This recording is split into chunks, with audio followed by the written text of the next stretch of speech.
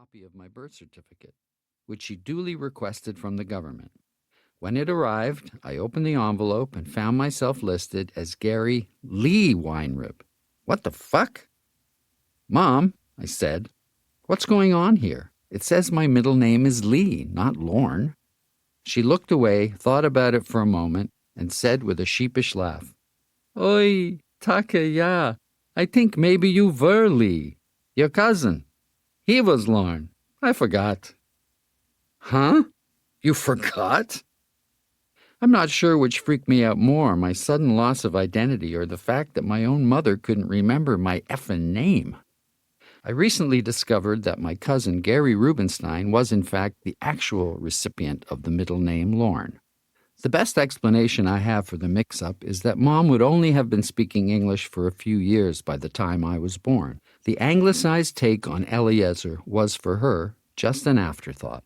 And after she and her siblings made a group decision to name all their firstborn male children after my grandfather, she misremembered which middle name they'd agreed on for me. But wait, there's more. My mom usually called me Garshin at home, saving Gary for when we were out in public. Then one day in my early teens, I was hanging out in front of our house with my pal Bird, and she called me indoors for supper. Hey, Bird said, if your name is Gary, how come your mom calls you Geddy?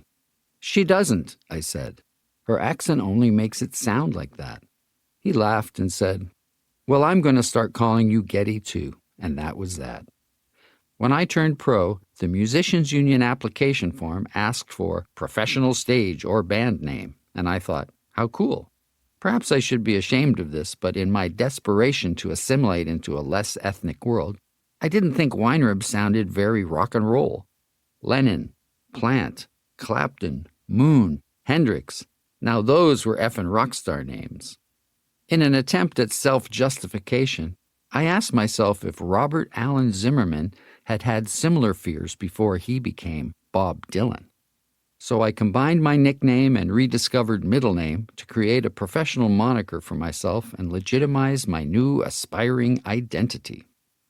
A few years later, I took that even further and changed my first name legally to Geddy. By then, even my siblings were calling me Geddy or Ged, so it was all good.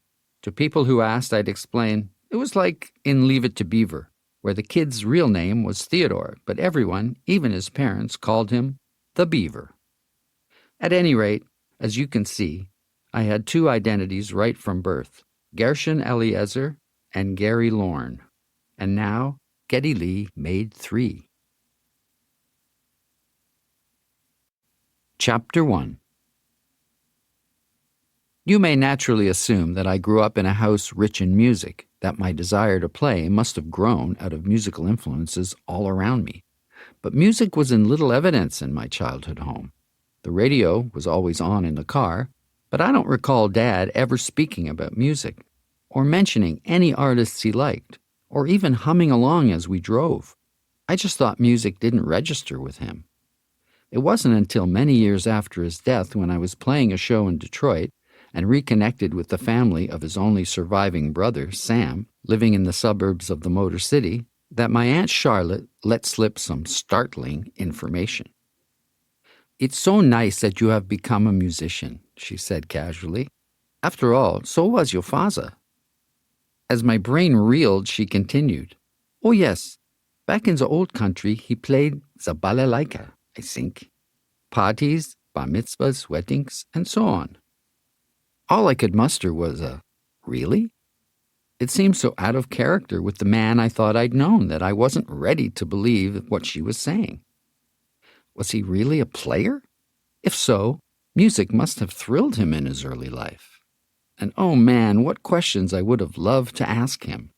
But foremost in my mind was why my mother had never mentioned it. Seeing as I was a professional musician by that time, you'd think it would have been a pretty vital tidbit to share with me, no? I was more perplexed than angry, and immediately after getting home from that leg of the tour, I asked her to verify the story and give me an explanation.